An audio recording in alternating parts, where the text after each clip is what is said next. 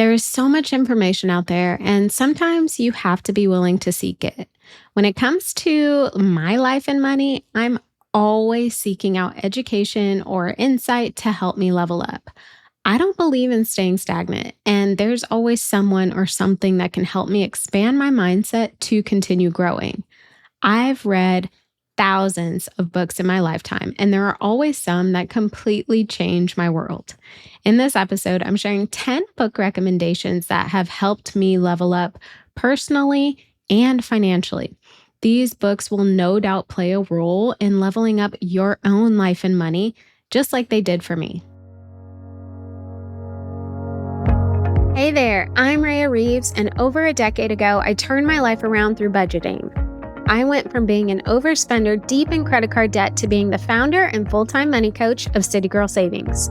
Now, I help women work towards their dream life and tap into their financial power one budget at a time. I fully believe you can live a life you love with a budget, and I'm living proof. The weekly City Girl Savings podcast focuses on the intersection of money and the City Girl lifestyle.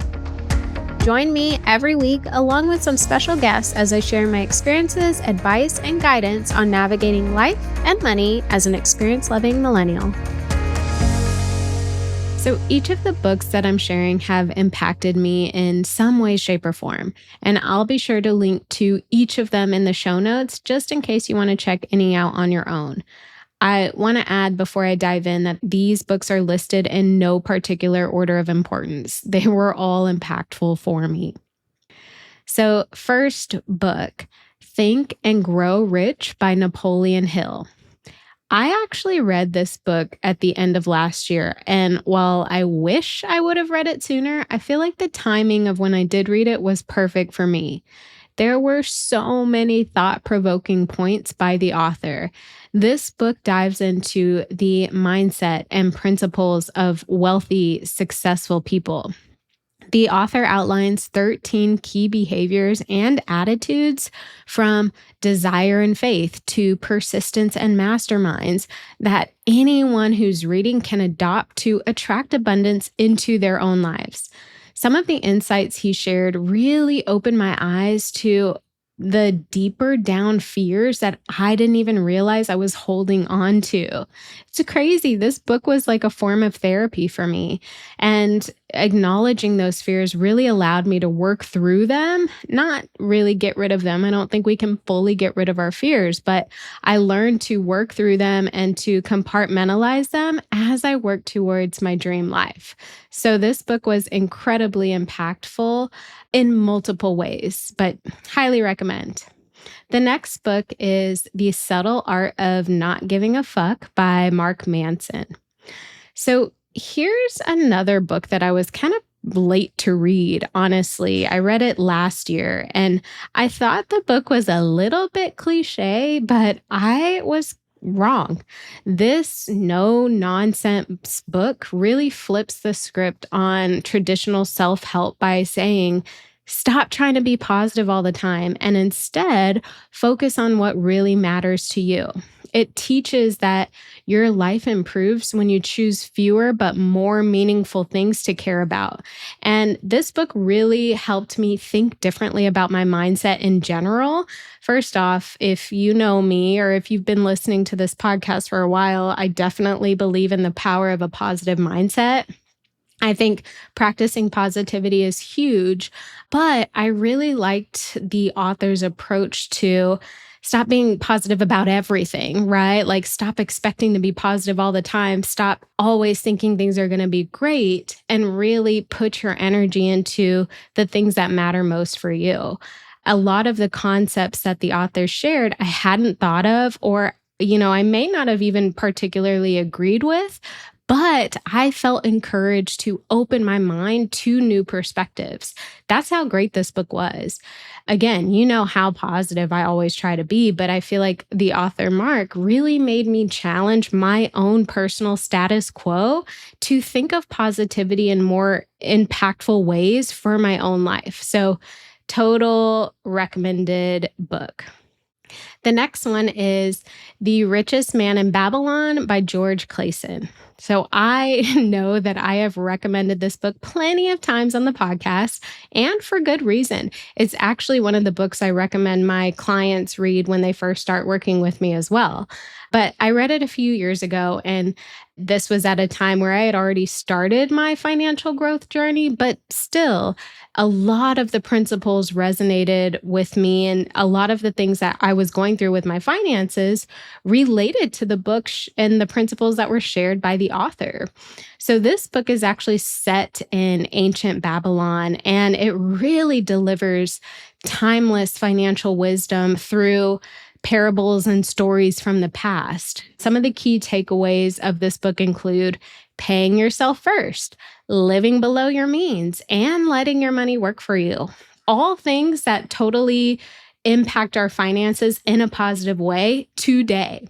So, like I said, every time I work with a new client, I usually recommend they start reading this book as soon as possible because it's such a great financial starting point for anyone who's looking to just better understand money in general. Okay, the next book I recommend is The Gap and the Gain by Dan Sullivan and Benjamin Hardy. So, this book teaches you to measure success by how far you've come, which is considered the gain, and not how far you have to go, which is considered the gap. So, it's a powerful mindset shift, especially for high achievers who often move that goalpost, like I tend to do. I am very much the person who can focus so much on where they're trying to go that I forget how far I've come. It's very easy for me to leave the past in the past and be so future focused. But I feel like this book really helps put into perspective what really matters when you're measuring success. It's not how far you have to go, but how far you've come. Like I mentioned, I struggle with recognizing how far I've come or where I even started. I get so focused on what I want to achieve next. And honestly, that has felt like a losing battle for me. There's never an end in sight. There is never a form of peace or contentment because you're always working towards something else. Don't get me wrong. I think working hard and always setting new goals is very important, but this book helped me to shift how I see progress and success. I realized that I don't have to stop working towards the things I want most in life, but if I take time to pause and appreciate how far I've come, I can actually feel the success and the appreciation and the gratitude for the work I've already put in. So if you need that kind of mindset shift, definitely recommend The Gap and the Gain. The next book I recommend is The Power of Now by Eckhart Tolle. So when my dad died, I was only 24 years old and I had never experienced death. And when I say I'd never experienced death, even if like death had, happened, it was never like this. My dad was the closest person in my life. And even if I had experienced death, I wouldn't have been prepared for this. And I struggled emotionally. I didn't have the mental wherewithal to understand or accept or even work through my emotions of his passing, his untimely passing at that. I knew what I had to do from a work and a life perspective. That came easy. Those things always come easy to me. But listening to The Power of Now, especially around that time where I was trying to figure out my own thoughts and emotions, it really opened my mind to an entirely new realm of being and understanding. And I know that sounds extreme, but it really did. This spiritual book, this classic, really teaches that peace, presence, and personal power all come from living in the present moment. By quieting the mind and focusing on the now, we can unlock more joy, more clarity, and just more intentional living. This book helped me to appreciate the present in spite of my grief. It really encouraged me to see how good things are in the now, and that completely changed my world.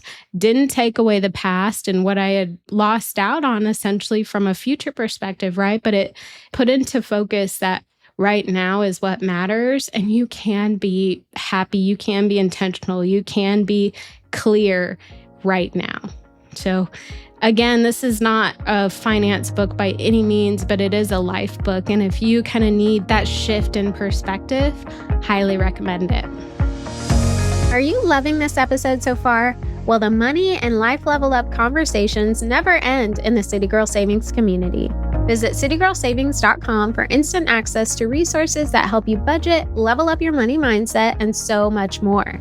And make sure you stay up to date with CGS by following us on Instagram, TikTok, and YouTube, all at City Girl Savings. Okay, the next book that I recommend is Live It, Love It, Earn It by Mariana Olszewski. So when I first started expediting my financial goals, this was actually before City Girl Savings even started. And it was right around the time I had moved from LA back home to Austin after my dad died. This book was the catapult I needed. Like I said, I read this book before City Girl Savings was even a thought. And the author's advice in this book really helped me see results faster than I would have had I not read this book. So this book is definitely a motivational money book, and it's geared towards women. It's packed with practical tools for managing money and manifesting your dream life, things that I am 100% an advocate for. It blends mindset, budgeting, and lifestyle strategy in an inspiring and really easy to digest way.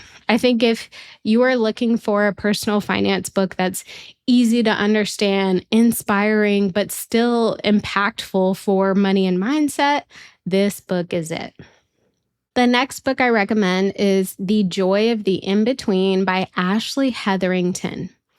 So last year, I was struggling with the in-between. And the in-between is the space where you're not where you started, but you're not where you want to be. So again, being that person who's kind of future focused, even though I'm working on it, I was kind of in this middle point, right? Like I knew that I have come a long way, right? I knew what my gain was, but I also was still feeling the gap because I wasn't where I wanted to be.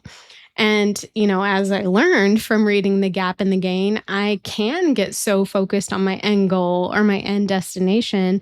And I really struggle to take the time I need to appreciate where I currently am.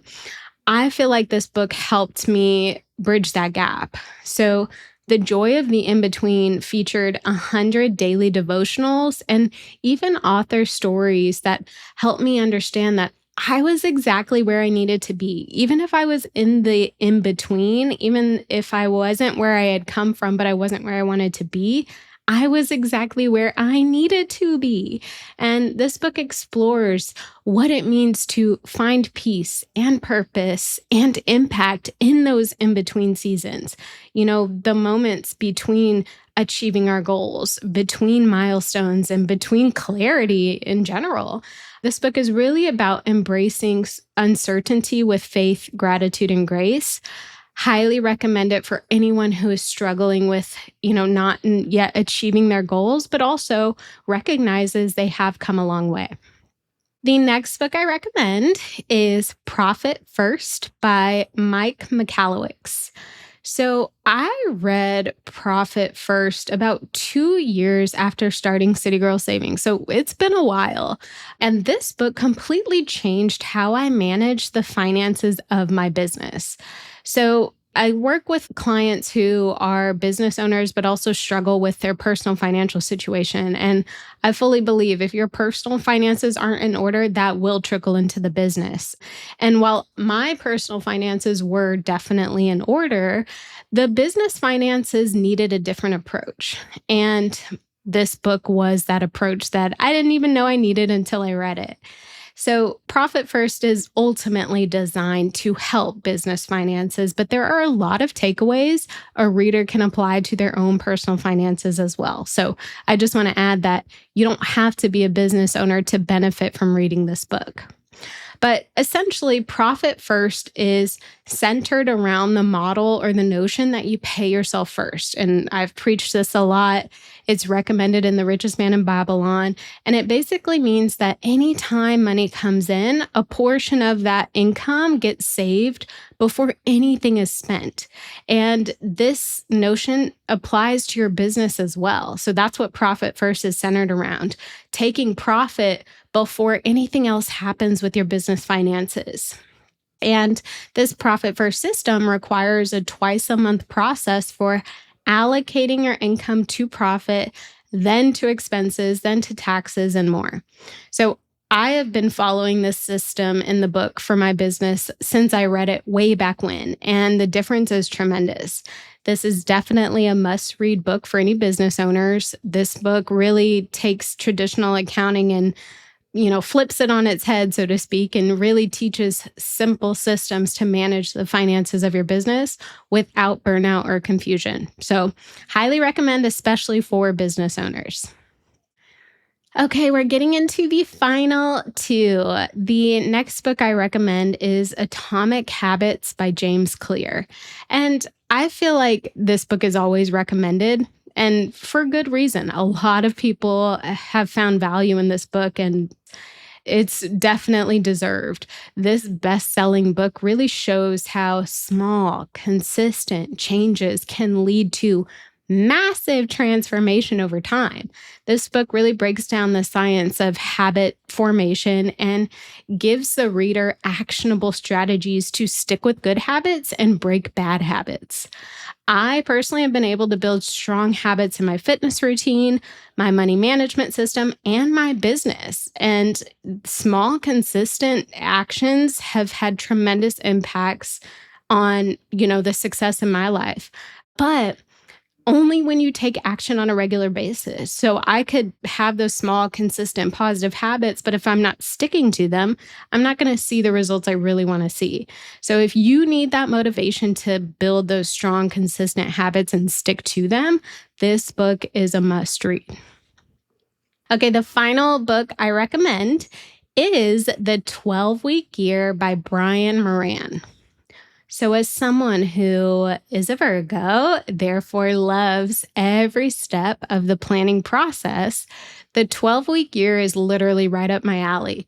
This book helps you achieve more in 12 weeks than most people do in 12 months by teaching you to plan, execute, and measure results in shorter time frames. So instead of thinking, okay, annual goals, you put those goals into a quarterly milestone. And it's really about focus, urgency, and intentional goal setting.